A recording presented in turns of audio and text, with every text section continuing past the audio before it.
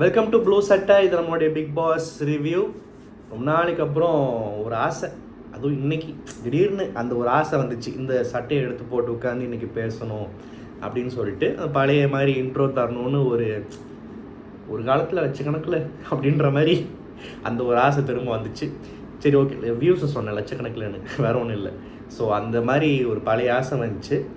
லட்சங்களாக இருந்தால் என்ன, ஆயிரங்களாக இருந்தால் என்ன, ஏன் 10 பேர் இன்றைக்கி என் வீடியோவை பார்த்துட்டு நிம்மதியாக தூங்குங்கடா. 11வது ஆளாக நான் உங்கள்கிட்ட பேசிட்டு நிம்மதியாக தூங்குறேன்றக்காக தான் இன்றைக்கி இந்த வீடியோ. உங்களுக்கே தெரியும், நான் ஒரு பெரிய சோம்பேறி. நியூ இயர் செலிப்ரேஷன் அது இதுன்னு சொல்லிட்டு அப்பப்போ வீடியோ போடாமல் விட்டுருவேன்.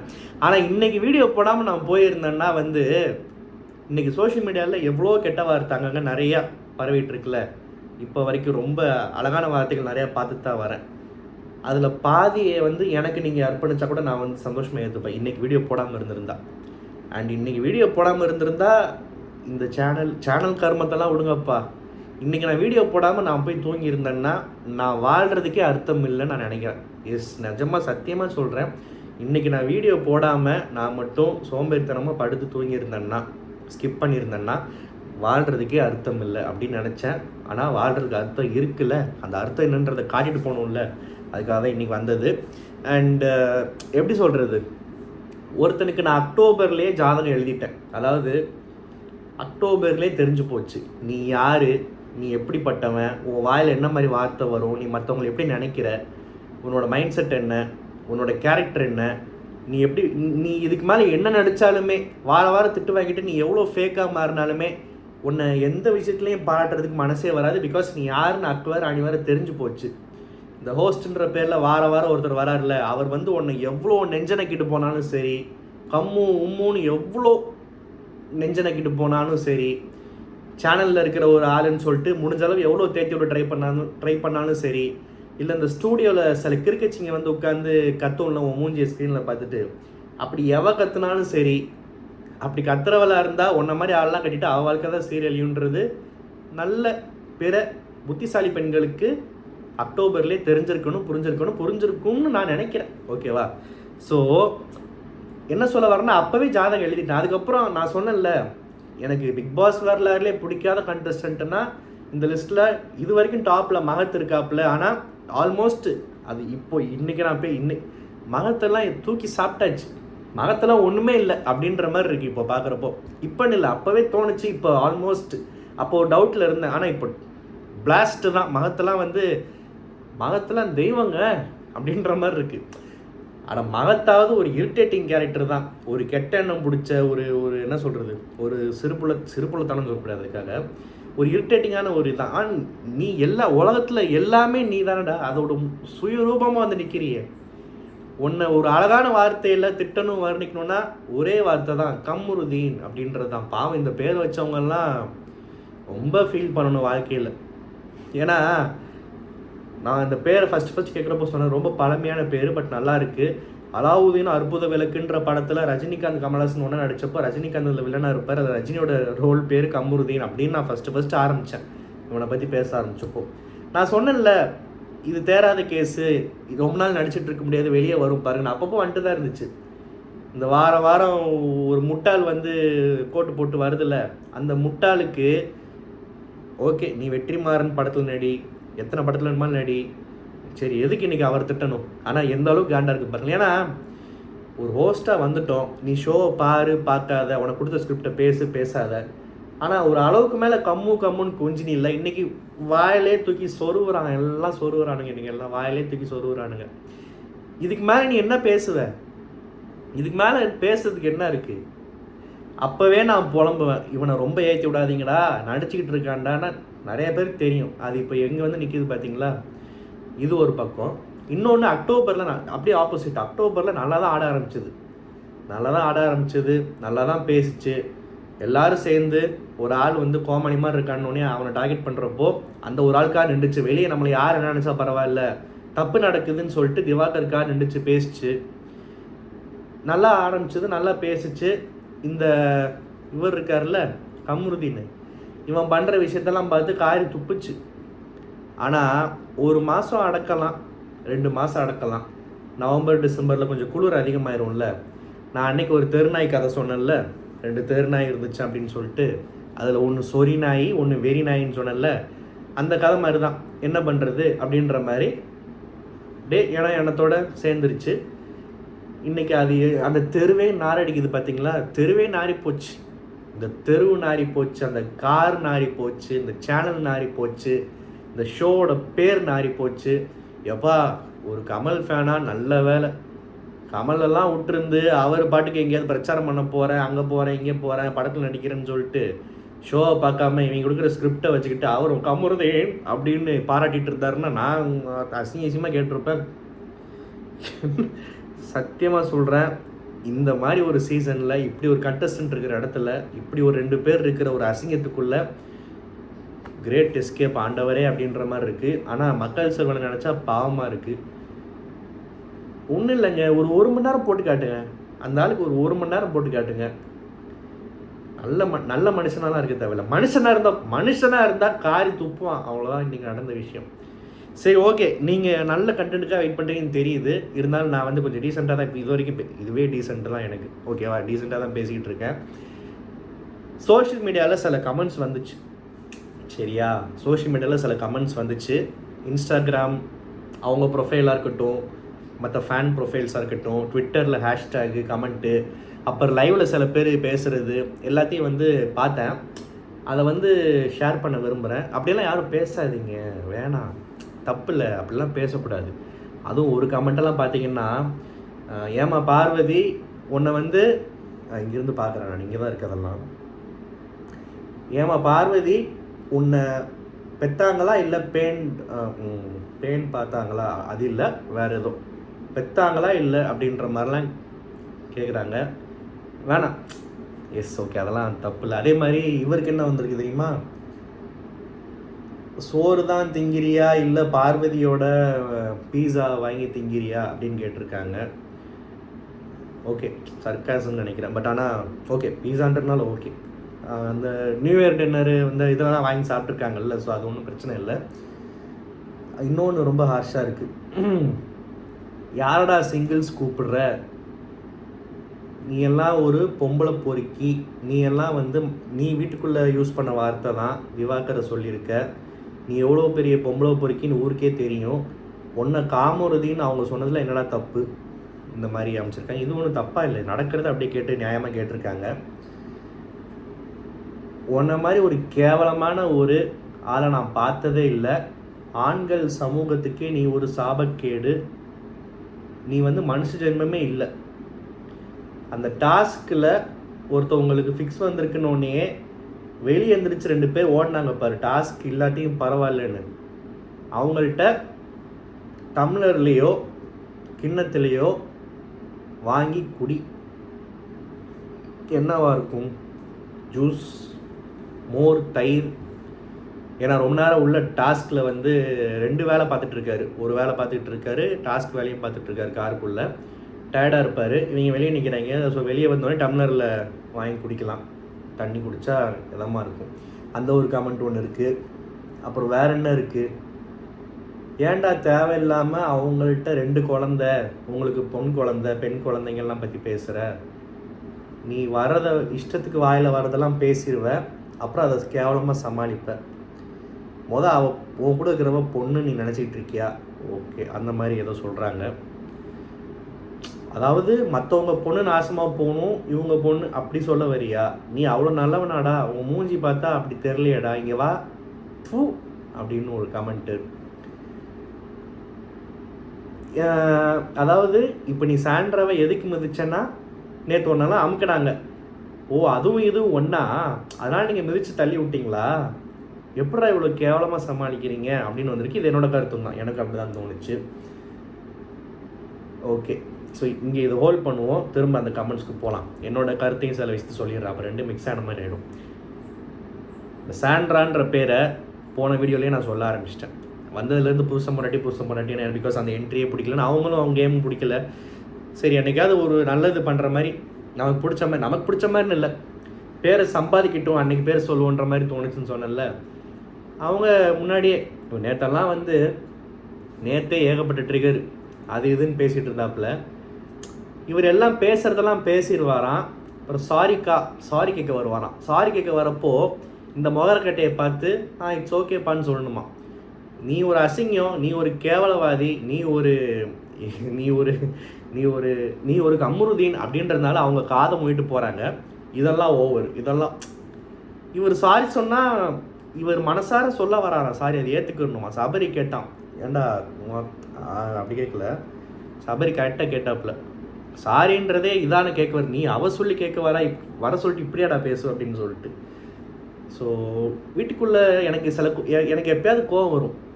ஆனால் வீட்டுக்குள்ளே இப்படி ஒருத்தன் அட்டூழியம் பண்ணிகிட்டு இருக்கானே, இந்த மாதிரி ஒரு ஆளை செருப்பு எடுத்து அந்த செருப்போட அச்சு பதிகிற மாதிரி இங்கே அடிச்சுட்டு வெளியே போனீங்கன்னா மவனே உனக்கு சேனல் ரெட் கார்டு கொடுக்கட்டும், நாங்கள் தரோண்டா உனக்கு தங்க மெடலு, தமிழ்நாட்டு மக்கள் நாங்கள் இருக்கோண்டா உனக்கு பிக் பாஸ் வியூவர்ஸ், நாங்கள் தரோண்டா உனக்கு டைட்டில்ன்ற மாதிரி எவனாவது அடிச்சுட்டு வெளியே வந்திருக்கலாமே. அது இன்றைக்கி விக்ரம் ஆக்சுவலாக அந்த மோடில் தான் இறங்கினாப்புல. அந்த மாதிரி வாடாச்சல்னு எவனாவது இருக்க மாட்டானான்னு ஏங்கிட்டு இருக்கிறப்போ கேமையும் கையில் பிடிக்கணும், ரெட் கார்டும் வாங்கிடக்கூடாது, இந்த மாதிரி அசிங்கத்தையும் வச்சுக்கிட்டு உள்ளே வாழணுன்றதில் உண்மையாகவே சபரி மாதிரி ஆட்கள்லாம் வந்து பாராட்டலாம். எனக்கு வந்து 2 ஆசை. என்ன தெரியுமா? ஒன்று வந்து ஓகே, விக்ரமோட கொந்தளிப்பு சபரியோடதெல்லாம் சொல்லியாச்சு. நம்ம செல்லக்குட்டி திவ்யாவை பார்த்தீங்களா? சில பேர் நினப்பான், சில பேர் கமெண்ட்லாம் போட்டிருக்கீங்கல்ல, இன்னைக்கு வாங்கடா, அதாவது இவருக்கு வந்து திவ்யா ரொம்ப பிடிக்கும், இவர் வந்து க்ரஷ்ன்னு சொல்லியிருக்காரு, அதனால் சப்போர்ட். இன்னைக்கு வாங்கடா டே, திவ்யான்ற கண்டஸ்டன்ட் உள்ளே வந்தப்போ கேவலமாக திட்டினேன், துப்பு கேட்ட திவ்யா கணேசன் சொன்னேன். ஏன் நீ வந்தோடனே இருக்க தகுதி இல்லைன்னு திவாகரை ஒரு வார்த்தைக்கு சொல்லியே, இங்கே ஒருத்தன் இவ்வளோ பெரிய முழு பூசணிக்காய சோத்தில் மறைச்சிட்டு உட்காந்துருக்கான், அவன் கண்ணுக்கு தெரியலையா, ஏன் சக நடிகன்னு சொல்லிட்டு அவனை விட்டுட்டியான்னு கேட்டாலும் இன்றைக்கி அவன் நாரில் திவ்யா இன்றைக்கி வச்சு செஞ்சிச்சு. இன்றைக்கி நாளைக்கு வெள்ளிக்கிழமை நிகழ்வுகளில் வரும். இதெல்லாம் எந்த மூஞ்சியை வச்சுக்கிட்டு விஜய் சேதுபதி போட்டு காட்ட போகிறாருன்னு தெரியல. அவருக்கு உண்மையாகவே இப்படியான்னு சொல்லிட்டு ஹோஸ்ட் பண்ணுறதுக்கே அந்த ஸ்டேஜில் நிற்கிறதுக்கே ஒரு மாதிரி தடுமாற போகிறாரு. இது எப்படி ஹேண்டில் பண்ண போகிறாங்கன்னு தான் எனக்கு தெரில. ஸோ திவ்யா பார்த்தீங்களா, ஃபயர் மெட்டீரியல். வெளியே ஒரு ஆம்பளை அந்த பொண்ணை காப்பாற்றிட்டு மெடிக்கல் ரூமில் விட்டுட்டு இங்கே உள்ளே இருக்கிற ஒரு கேவலவாதியை அசிங்கமாக வாடா அவனேன்ட்டு கேட்டுக்கிட்டு இருக்கான். உள்ள ஒரு பொம்பளை அங்கே உட்காந்துக்கிட்டு உன் மூஞ்சியை பார்த்தாலே வாந்தி வருது, இல்லையா ஏற்கனவே வாந்தி எடுத்த மாதிரி தான் இருக்குது, நீ எல்லாம் ஒரு பொம்பளையா அப்படின்னு சொல்லிட்டு கிளின்னு கிளிக்கிறா. இதெல்லாம் நாளைக்கு வரும், இல்லை லைவில் இன்றைக்கி ஆல்ரெடி லைவெல்லாம் விடுங்க, சோஷியல் மீடியா ஃபுல்லாக இதான் ட்ரெண்டிங்கு, நீங்கள் பார்த்துருப்பீங்க. திவ்யாவுக்கு ஃபயர் மெட்டீரியல். எனக்கு என்ன ஆசைன்னா, இப்போ இந்த பக்கம் அந்த உண்மையான ஒரு வீட்டில் ஆம்பளைங்க இருக்கோன்றதை ப்ரூவ் பண்ண ஒரு ஆம்பளை இந்த பக்கம் நிற்கணும். பொம்பளைனா இப்படி தான் இருக்கணும், பொம்பளைன்ற பேரில் மற்றவங்களெல்லாம் கிழிச்சு தொங்க விடணும் அப்படின்ற ஒரு பொம்பளை. அப்படி ஒரு ஆம்பளையும் அப்படி ஒரு பொம்பளையும் ஃபைனல்ஸில் டாப் 2ல் நிற்கணுன்றதான் என் ஆசை. இப்போ இன்றைக்கி இந்த ஆசை வந்துச்சு. இதுக்கு முன்னாடி வரைக்கும் யார் வந்தால் என்ன பெருசாக ஒன்றும் ப்ரெடிக்ட் பண்ண முடியல, ஆனால் டைட்டில் மட்டும் கொஞ்சம் நல்லா ஆளாக பார்த்து அப்படின்ற மாதிரி தோணுச்சு. இன்றைக்கி இந்த மாதிரி ரெண்டுமே பெஸ்ட்டாக வரணும், அது ஒரு ஆசை இருக்குது எனக்கு. சரி ஓகே, நம்ம இந்த கமெண்ட் செக்ஷனுக்குள்ளே போகலாம். ஓகே, இவர் வந்து சுபிக்ஷாவுடைய கம்யூனிட்டி பற்றி பேசுவார், நீ எங்கேருந்து வந்திருக்கேன்னு சொல்லுவார், திரும்ப அதை பேசுகிறாராம், கேள்விப்பட்டேன். இவர் அதை பேசுவாராம். திவாகரை பொம்பளை பொறுக்கி போடாவாடா எல்லாரையுமே இஷ்டத்துக்கு பேசுவாராம். உமன் கண்டஸ்டன்ஸ்லாம் அடிக்கிற அளவுக்கு இப்படின்னு கை ஓங்குவாராம். காக்கா இது போயிட போகுது, அது போயிட போகுது, மூக்கு விரியுது, அது விரியுதுன்னு எல்லாம் பேசுவாராம். ஜெயிலில் இவர் விரிச்சுக்கிட்டு படுத்திருப்பாராம், காலன்னு நினைக்கிறேன், ஏதோ சொல்கிறாங்க. இவர் எல்லாம் பேசுவாராம். விக்ரம் வந்து இவரை ஓத்தான்னு ஒரு வார்த்தை சொன்னதுக்கு என் அம்மாவை பற்றி பேசுகிறேன்னு வருவாராம். ஆடப்பு ஓத்தா, இதெல்லாம் ஒரு பொழப்பா அப்படின்னு இவன் கேட்டிருக்கான். இவன் பேர் என்ன, ராஜ்குமார் ஃப்ரம் வலசரவாக்கம். ராஜ்குமார் வலசரவாக்கம்ன்ற ஒரு நேயர் வந்து நம்ம நேயர் இல்லை, அவர் சோஷியல் மீடியாவில் எங்கேயோ இந்த கமெண்ட் போட்டிருக்காரு. இவ்வளோ பெரிய கமெண்ட்டு போடலாம், எங்கள் விமானம் போடலாம், ஸ்டேட்டஸாக கூட போட்டிருப்பார், யாருக்கு தெரியும். நான் பார்த்ததை வந்து சொல்கிறேன். இவ்வளோ ஆஷாக பேசாதீங்க ராஜ்குமார், அந்த அளவுக்கு வேணாம். இருந்தாலுமே நான் என்ன சொல்ல வரேன்னா, கரெக்டாக கேட்டிருக்காரு, நியாயமாக அவரோட கோபத்தை வெளிப்படுத்தியிருக்காரு. எஸ், இவர் இவ்வளோ பேசியிருக்காரு. இந்த ஒரு வார்த்தை, விக்ரம் சொன்ன ஒரு வார்த்தையை இவருக்கு கோபம் வருமா, நாக்கை இது பண்ணுவாராம், சுற்றி முக்கி அதை அவங்க அம்மா.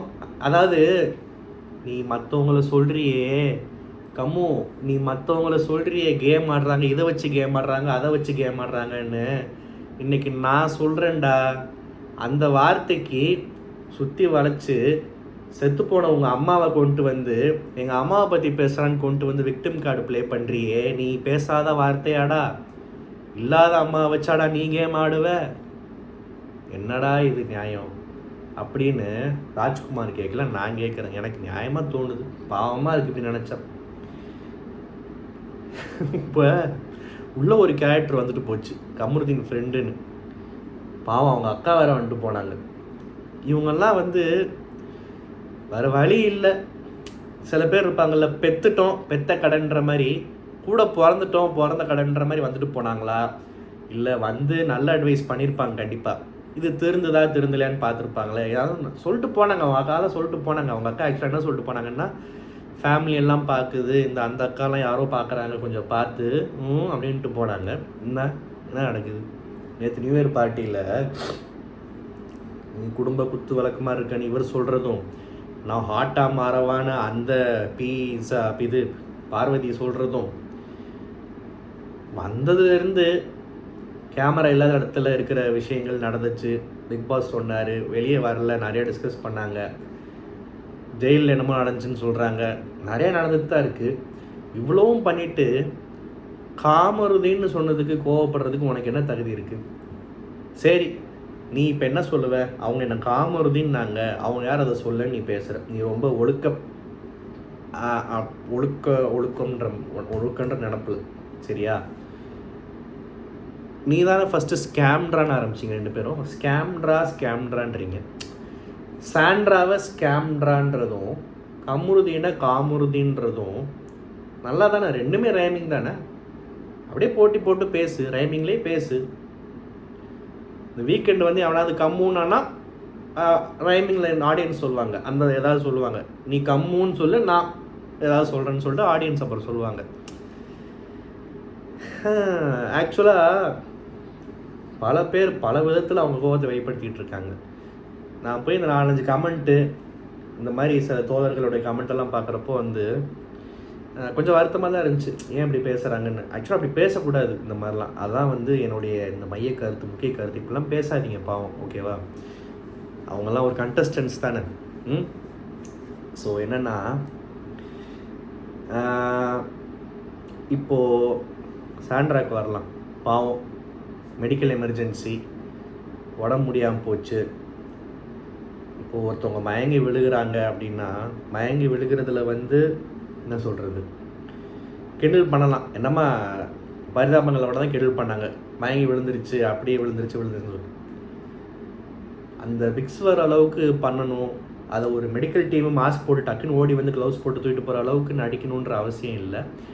நான் என்ன சொல்கிறேன், ப்ரூட்டலாக ஆனஸ்ட்டாக ஒன்று சொல்லவா, சாண்ட்ரா இதை ஓடு பண்ணியிருந்தாலும் சரி, நடித்தாலும் சரி, நடித்தாவது இப்படிப்பட்ட கேவலமான பிறவிகளை ஊர்வாயில் உழ வைக்கிறது சாண்ட்ராவுடைய கடமை, அவ்வளோதான் நான் சொல்லுவேன். இப்போ பிரஜின் நினச்சா பாவமாக இருக்குது. ஏன்னா இவனுங்க உள்ள அவரை பற்றி, அவர் லவ்ன்றானுங்க, அவரை பேசுகிறானுங்க, குழந்தைங்கன்றானுங்க, பெண் குழந்தைங்கன்றானுங்க. பா, இந்த மூஞ்சிகளை பார்க்குறப்போ இப்போ நான் சொல்கிறேன், உண்மையாகவே வந்து அடிக்கணும் போல தான் இருக்குது. என்ன ஆனாலும் பரவாயில்ல, நீ என்ன விக்ரம சிங்கிள்ஸ் கூப்பிடுறது? நீ வெளியே வா, உன் கூட சிங்கிள்ஸ் போடுறதுக்கு ஊரே இருக்குது. எத்தனை பேர் கூட சிங்கிள்ஸ் போடுவேன்? இல்லை நீ அவ்வளோ பெரிய மாவீரனா? நீ அவ்வளோ பெரிய ஆளா? இப்போ பேப்பர் ரவுடின்னு வாங்கல்ல, பாவம் பிரஜினை சொல்லிட்டு இருக்காங்க. பிரஜினாவது பேப்பர் ரவுடியாக இருந்துட்டு போட்டுமே. நீ டுபாக்கூருடா, நீ ஒரு டுபாக்கூரு, நீ ஒரு காமெடி பீஸு. நீ கொஞ்சோண்டு அந்த உனக்கு எது செட் ஆகும், இதுதான் செட் ஆகும், இதுதான் உன்னை வர்ணிக்கும். நீ இந்த வீட்டுக்குள்ளே வந்தப்போ என்ன பண்ண? இருங்க, இப்போ நான் பேசல, அந்த கமெண்ட் என்னன்னு பார்க்குறேன். ஓகே, சூர்யான்னு ஒருத்தர் சூளைமேட்லேருந்து கமெண்ட் போட்டிருக்காரு. என்ன சொல்ல வராரு, அதாவது இந்த கமருதீன் ப்ராக்கெட்டில் இன்னொரு ஏ போட்டிருக்காரு, காமருதீன் வந்து இந்த வீட்டுக்குள்ளே வந்தப்போ எந்த ஃபோன்லடா காயின் போட்டு பேசலான்னு ட்ரை பண்ணார். இந்த டைலாக் கூட நீங்கள் தான் ஒரு வாட்டி ப்ளூ சட்டை சொல்லியிருக்கீங்க உங்கள் சேனலில், அதே மாதிரி தான் நானும் ஃபீல் பண்ணுறேன் அப்படின்னு சொல்லியிருக்காரு. இவர் ஃபஸ்ட்டு ஆக்சுவலாக அரோராக்கு தான் ட்ரை பண்ணார்.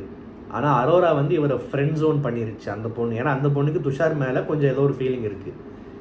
உன்னை வந்து ஏதோ ஒரு இங்கிலீஷ் வார்த்தை தசுபுசன் ஏதோ ஒரு வார்த்தை சொல்லிச்சுல, அந்த வார்த்தையை பயன்படுத்தி ஃப்ரெண்ட் ஜோன் ஆக்கிடுச்சு. அதாவது எந்தவித ரொமான்டிக் டிசைரும் இல்லாமல், எந்த ஒரு ஆசைகள் எதுவுமே இல்லாமல் பியூர் ஃப்ரெண்ட்ஷிப்புன்ற மாதிரி ஒரு ஜோனில் தள்ளிருச்சு. அடுத்து அரோரா கரெக்ட் ஆக மாட்டா. ஸோ நமக்கு ஏதாவது கிடச்சா போதும், எங்கேயாவது நாக்க தொங்க போட்டால் சோறு கிடச்சிருன்ற மாதிரி நம்ம என்ன பண்ணோம்னா, கிடச்ச வரைக்கும் லாபம்னு சொல்லிட்டு பார்வதி கூட சேர்ந்தோம். இன்றைக்கி அது கூட வச்சு ஒரு ட்ராக் ஓட்டிகிட்டு இருக்கோம். இதுதான் இவன் பண்ண பொழப்பு, இதுதான் இவன் கேமு. இவனை காமருதின்னு சொல்கிறதுல என்ன தப்பு அப்படின்னு சூர்யா, சூளைமேடுலேருந்து சூர்யான்றவர் கமெண்ட் போட்டிருக்காரு. இந்த கமெண்ட் அவர் வந்து கமருதீனோட ஒரு ஆக்சுவல் ப்ரொஃபைல் எதுலேயும் அதிலே போட்டிருக்காரு. இந்த மாதிரிலாம் கமெண்ட்ஸ் வருது. இதுக்கெலாம் என்ன சொல்கிறேன்னு தெரில. நீங்கள் சொன்னது கேட்டு தான், கேம் ப்ளே வைஸ் நீங்கள் சொன்னதெல்லாம் ஓரளவு கேட்டு தான். பட் ஆனால் கொஞ்சம் வார்த்தைகள் கொஞ்சம் பார்த்து, ஓகேவா, கொஞ்சம் பார்த்து பேசுங்க. ஸோ எஸ், இப்படி தான் போயிட்டுருக்கு. நாளைக்கு இன்னைக்கு இப்படி இருக்குது, நாளைக்கு திவ்யாவுடைய விஸ்வரூபம் சந்திரமுகி இன்டர்வெல்ல போடுவாங்கல்ல, இனி சந்திரமுகி தரிசனம், அந்த மாதிரி நாளைக்கு திவ்யாவோட தரிசனம் மாதிரி இருக்குது. எனக்கு உண்மையாகவே சொல்கிறேன், சபரி, விக்ரம், ஃபஸ்ட்டு ஓடி போனது சபரி. இந்த உள்ள இன்னொரு கேவலவாதி இருக்கான் ஃப்ரெண்டுன்ற பேரில். ஆனால் அவனே பொறுமை இழந்துட்டான். அவன் அங்கங்கே அட்வைஸ் பண்ணுவான், ஆனால் கூட்டு சேர்ந்துப்பான். இப்படி ஒரு எனக்கு இப்படி ஒரு ஃப்ரெண்டு இருந்தால் கூப்பிட்டு வச்சு பண்ணுவேன். ஏற்கனவே பண்ணதாக இருந்தால் 2வது வாட்டி பண்ணுவேன். எஸ், கண்டிப்பாக நான் பண்ணுவேன். கையை வெட்டிடுவேன்னு சொன்னேன். எனக்கு இப்படி ஒரு ஃப்ரெண்டு இருந்தால் நான் அந்த அளவுக்கு ஸ்ட்ராங்காக கண்டனம் தெரிவிப்பேன். வினோத்தெல்லாம் ஃப்ரெண்ட்ஷிப்புன்னு தயவுசெய்து சொல்லிடாதீங்க. இன்றைக்கி ஓகே, இன்றைக்குமே வந்து சபரியெலாம் ஓடினதுக்கப்புறம் இறங்கி ஓகே, இன்றைக்கி ஏதோ பேசுகிறாப்புல, நாளைக்கு பார்ப்பேன் என்னன்னு. ஸோ வினோத்தை விட்டுருவோம். எனக்கு உண்மையாகவே வந்து சபரி, விக்ரம் இவங்கெல்லாம் வந்து வெளியே வந்தாங்கன்னா, மச்சான் கை போடு போடு போடு வா வா வா அப்படின்னு சொல்லிட்டு கட்டி பிடிச்சி பாராட்டணும் போல் தோணுது. இவ்வளோ நாள் ஆடின கேமெல்லாம் இருக்கட்டும் ஒரு பக்கம், நான் ஒரு மனுஷன் கண்டஸ்டன்ட் தாண்டி நான் ஒரு மனுஷன்றதை ப்ரூவ் பண்ணானுங்கல்ல, அங்கே தான் அவனுங்க நிற்கிறானுங்க. அதே மாதிரி திவ்யா, சுபிக்ஷா கூட வந்து சுபிக்ஷா ஏற்கனவே பாவப்பட்ட ஜீவன், அது வாய் பேச தெரியாத புள்ள, முடிஞ்ச அளவு எதிர்ப்பை தெரிவிக்குது. இதுங்களை அதால் சமாளிக்க முடியாது. பாவம் அந்த பொண்ணுக்கு அந்த ஏஜும் வரல, அந்த ஒரு ஸ்ட்ரென்த்தும் அந்த பிள்ளைக்கு இல்லை. ஆனால் ஏதோ ட்ரை பண்ணுது பாவம். அந்த பொண்ணு ஒரு பக்கம் இருக்கட்டும், ஓகேவா. சுபிக்ஷா வந்து நாளைக்கு என்ன பேசுதுன்றதை பார்க்கலாம். ஆனால் இன்றைக்கி திவ்யா நேற்று நாளைக்கு பேசுகிறது அதெல்லாம் பார்த்தா ஏற்கனவே நமக்கு திவ்யா பிடிக்கும், சொல்லவே தேவையில்லை. வெளியே வந்தீங்கன்னா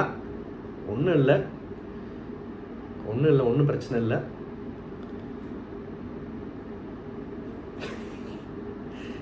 விக்ரம் சபரி வந்து வா மச்சான் அப்படின்னு சொல்லிட்டு கட்டி பிடிச்சி ஓகே, அது வந்து பாய்ஸ் திங்கு.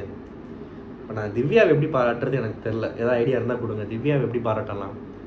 சூப்பர்னு சொல்லலாம், கை கொடுக்கலாம், அவ்வளோதாங்க. டீசெண்டாக வேறு என்னங்க, அவ்வளோதான். அழகாக இருக்கீங்க, எனக்கு உங்களை பிடிக்கும். நீங்கள் கொஞ்சம் ஆரம்பத்தில் எனக்கு பிடிக்காத மாதிரி ஆடினீங்க. எனக்கு எவ்வளோ பிடிச்சிருந்தாலுமே எனக்கு பிடிக்காத கண்டஸ்டண்டாக இருந்தால் எனக்கு நான் திட்டி தாங்க பேசுவேன். அதே மாதிரி தான் ஆரம்பித்தேன். அதுக்கப்புறம் ரொம்ப பாராட்டி பேசினேன். பிகாஸ் நீங்கள் உங்கள் கேம் எனக்கு பிடிச்சிருந்தது. அதுவும் இந்த வாந்தி எடுத்த மாதிரி இருக்கிற மூஞ்சி மேலே வாந்தி எடுப்புன்னு சொன்னீங்கல்ல, அது ரொம்ப பிடிச்சிருந்தது. தயவு செஞ்சு அதுக்காகவாச்சும் வந்து உங்களை மீட் பண்ணணும்னு நினச்சேன்னு சொல்லிட்டு கை கொடுத்துட்டு பாராட்டிட்டு வந்துட வேண்டியதுதான். உண்மையாகவே வந்து இன்றைக்கி எபிசோடு வந்து it's not just about Bigg Boss contestant அதெல்லாம் இல்லை. இது ஒரு வேறு மாதிரி. இன்றைக்கி ஒரு நாள் எபிசோடு இப்படி ஏதோ நடக்குதே, சோஷியல் மீடியாவில் ஏதோ வந்து பயங்கரமாக ட்ரெண்ட் ஆகுதுன்னு பார்க்குறவங்களுக்கே கோவம் வருதுன்னா, இத்தனை நாளாக இந்த கேம் என்ன நடந்துட்டு இருந்துச்சு. சாண்ட்ரான்றவங்க என்ன பண்ணாங்க, சாண்ட்ரான்றவங்க அவன் ஒரு பொறுக்கி புறம்போக்கு மொல்ல மாதிரி முடிச்ச வைக்கி அவங்க கூட சேராதன்னு சொல்லி சாண்ட்ரா சொன்னாங்க. இப்படி நான் பார்த்தேன். சந்தேகமாக இருந்தால் நீங்கள் பார்த்து ப்ரூவ் ஆகிக்கோங்க. இப்படி சொன்னாங்க. என் கனவுல கூட சொல்லியிருப்பாங்க, யார் கண்டா, ஓகேவா? அதை நான் இங்கே சொல்கிறேன். இப்படி சொல்லி ஒரு பொண்ணை வந்து ஒரு பொண்ணை அது ஒரு பொண்ணுன்னு நம்பி நினச்சி காப்பாற்ற ட்ரை பண்ணியிருக்காங்க. அதை தவிர அந்த அந்த அந்த சாண்ட்ரா என்ன பாவம் பண்ணுச்சு? அதுக்கு விலகிற மாதிரி விலகிட்டு புரிஞ்ச மாதிரி புரிஞ்சுக்கிட்டு விக்ரம் கூட அட்வைஸ் பண்ணான், நீ திரும்ப இவ்வளோ அக்யூசேஷன்ஸ் வச்சுட்டு இவ்வளோ அட்வைஸ் தாண்டி நீ செய்கிறது எனக்கு சரியாக படலப்பா. என்ன பண்ணுறது? இவன் தான் நைட்டு தூங்குறப்போ நான் ஒன்றும் இல்லாத பேசலை, நான் அப்படியே ஓப்பனாகவே பேசுகிறேன். வீட்டில் யாராவது வந்து ஆக்சுவலாக ஓகே கேட்டுக்கோங்க, நைட்டு தூங்குறப்போ போர்வைக்குள்ளே போய் நோண்டி சமாதானப்படுத்தி தோப்புக்காரனை போட்டுக்கிட்டு இருக்கான். ஏண்டா, அதாவது சில பேர் சொல்லுவாங்க, ஏய் பொண்ணுக்கிட்ட போய் கெஞ்சி, பொண்ணாக இருந்தால் என்ன, பொண்ணுனாலே ஒரு தேவதை தான், ஒருத்தான ஒரு தேவதையா, நீ போய் காலை கூட விழுவு, தப்பே இல்லை. ஆம்பளைன்னா கால் அதெல்லாம் அந்த ஒரு புடலங்கவும் கிடையாது. அது பார்வதி, நீ கம்முருதின்னு நாரி கிடக்கு, நீ போய் கெஞ்சிக்கிட்டு இருக்க, தோப்புக்காரனை போகிற திரும்ப சேர்ற. அதுவும் வந்து நான் சொன்னேன்ல டிசம்பர் மாதம் திரும்ப சேர்ந்துருச்சு. சரி நீங்கள் சேர்ந்துட்டு என்னமோ பண்ணுங்கடா, அதை யார இவ்வளோ நாள் நான் ரிவ்யூ பண்ணுறேன், இவங்க அங்கே நின்று அது பண்ணாங்க இது பண்ணாங்கன்னு ஏதாவது ஓப்பனாக பேசியிருப்போமா? சோஷியல் மீடியாவில் என்னென்னமோ வருது, எதுக்குடா இந்த ஒரு இதை போட்டு இப்படி வச்சு சரிங்க? இது யார் ஆரம்பிக்கிறா? பார்வதியாவது நேற்று எபிசோடில் அவங்கள விட்டு அவங்கள பற்றி பேசுறதுன்னு 2 வார்த்தை சொல்லிச்சு. இன்றைக்கி அதுவும் கூட சேர்ந்துக்கிடுச்சு. ஏன்னா அதுக்கு வேறு வழி இல்லைல்ல, அதுக்கு வேறு யார் இருக்கா, இல்லை வேறு யார் கிடப்பான்ற மாதிரி அது இருக்குது. இவன் வந்து இவன் அரோராவை ஹர்ட் பண்ணதாக இருக்கட்டும், சாண்ட்ரா ஹர்ட் பண்ணுறதா இருக்கட்டும், திவ்யாவை ஹர்ட் பண்ணுறதா இருக்கட்டும், சுபிக்ஷாவை ஹர்ட் பண்ணுறதா இருக்கட்டும், இவன் யார் தான் ஹர்ட் பண்ணல இந்த வீட்டில்? இவனை மாதிரி ஒரு பிறவியை பார்த்ததே இல்லையே. கண்டஸ்டண்ட்டு, பிக் பாஸ், இது ஒரு ஷோ, டிவின்றலாம் தாண்டி திவ்யா அன்னைக்கு சொல்லிச்சு பிக் பாஸில், நான் 1 வருஷமாக ப்ராஜெக்டில் ஒர்க் பண்ணியிருக்கேன், நிறைய வாட்டி சொல்லியிருக்கேன்னு. இவன் எப்படி ஃபஸ்ட்டு இவன் ஒரு ஆளாக எப்படி உருவெடுத்து வந்தான் இவ்வளோ தூரம்? இவனை யாரை உள்ளே விட்டீங்க? இல்லை இவன் வேலை இவனை பற்றி தெரிஞ்சே இவன் வந்து ஊர் ஃபுல்லாக இவன் செருப்படி வாங்கணுன்றதுக்காகவே எவனும் பிக் பாஸ் அமுச்சு விட்ருக்கான் போல். இப்படி ஒரு கேரக்டரை பார்த்ததே இல்லை நான். அதனால தான் பாருங்கள் இவ்வளோ கமெண்ட்ஸ் போடுறாங்க. இந்த மாதிரி பேசாதீங்க, தப்பு, நான் அவ்வளோதான் சொல்லுவேன். இந்த மாதிரி கொஞ்சம் கண்ட்ரோல்டாக பேசுங்க, கோவத்தை காட்டுங்க, புரியுது. பாவம் அவங்க கண்டஸ்டன்ஸ் தானே, பிக் பாஸ் தானே. இப்போ இந்த மாதிரி கமெண்ட் போடுறவங்களாம் யாராக இருப்பாங்க நினச்சி பாருங்கள். யாராக இருக்கும்?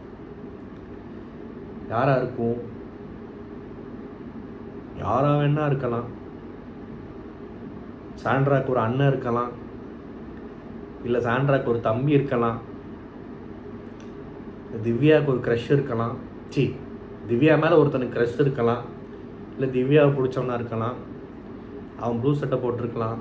அதாவது புரியுது, இவர் பெரிய விஜய் சுற்றி முக்கிய வராராம் அப்படி தான் நினைக்கிறீங்க. அதெல்லாம் இல்லை. இந்த மாதிரி கமெண்ட்ஸ் போடாதீங்கப்பா, கொஞ்சம் பார்த்து பேசுங்க, ஓகேவா? கொஞ்சம் புரிஞ்சுக்கோங்க, நியாயம் கிடைக்கும். இப்போ என்ன உங்களுக்கு ரெட் கார்டு தரணுமா? கொடுத்தா என்ன ஆக போகுது? இதுங்களுக்கு ரெட் கார்டு கொடுத்தா என்ன, கொடுக்கலன்னா என்ன, திருந்த போகுதுங்களா? இன்றைக்கி ஏதோ குவிஸ் கேம் ஆடினாங்கல்ல, ஐயோ அதில் 6 பேரை வேற சொல்லிட்டானே இவன். டேய் எப்பா, 6 பேரெல்லாம் உன் வாயிலே வரக்கூடாதுடா. 6 பேரெல்லாம் உன் ஆரின்ற வார்த்தையெல்லாம் நீ சொல்லாதடா. இவனை பாராட்டுற மாதிரி ஏதாவது ஒரு பாயிண்ட் இருக்கா? நான் தெரியாமல் என்னைக்கு சொல்லிட்டேன், நல்லா வரைகிறான், எல்லாரையும் ஸ்கெட்ச் பண்ணி ஏதோ வரைகிறான்னு சொல்லிட்டேன். இன்றைக்கி உட்காந்துக்கிட்டு அவுரா பிரிட்ஜுன்றான், என்னென்னமோ வளரிட்டு இருக்கான் உட்காந்து. ஒரு மண்ணும் கிடையாது போல், பேட் ஆயில்னு ஒன்று இல்லைன்னா ஒன்றும் இல்லை போல இருக்கே. அது பார்த்தாலே தெரியுது, இயற்கையாக வளர்ந்த மாதிரி தெரில எதுவுமே, அண்டைக்குள்ளேயும் சரி வெளியும் சரி. சரி ஓகே, இந்த மாதிரிலாம் பேசாதீங்க, கொஞ்சம் பார்த்துக்கோங்க. ரொம்ப முடியலன்னா என்ன சொல்கிறது, வேறு யாராவது பேசுகிறாங்கன்னா அந்த கமெண்ட்ஸ்லாம் போய் பார்த்து இன்றைக்கி நான் பண்ண மாதிரி பார்த்து வாசித்து கொஞ்சம் மனசு ஆறுதல் படுத்திக்கோங்க. பட் எண்ட் ஆஃப் த டே இந்த மாதிரி பேசக்கூடாது, ஓகேவா? அந்த மாதிரி கமெண்ட்ஸ் போடக்கூடாது. அந்த மாதிரி கமெண்ட்ஸில் ரொம்ப ஹார்ஷாக அந்த மாதிரி பேசாதீங்க. நியாயம் கிடைக்கும், நாளைக்கே கிடைக்கும்னு நினைக்கிறேன். பொறுத்திருந்து பார்க்கலாம். இந்த ரிவ்யூ உங்களுக்கு பிடிச்சிருந்தா மறக்காம சேனல் சப்ஸ்கிரைப் பண்ணுங்கள். நன்றி, வணக்கம்.